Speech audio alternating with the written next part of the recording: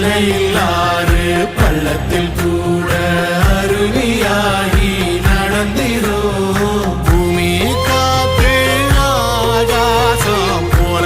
வாழும் பாசம் பாதை மாறும் காலெல்லாம் ஊர தேர சந்தோஷம் 100 தலைமுறை சேர்ந்து செதுக்குன ஈர நலம் இது பாறையா வாழும் வரையிலும் நீயும் விதைக்கிற கடமை இருக்கு கேளையா கோடி விளக்காயேந்தி கிடந்த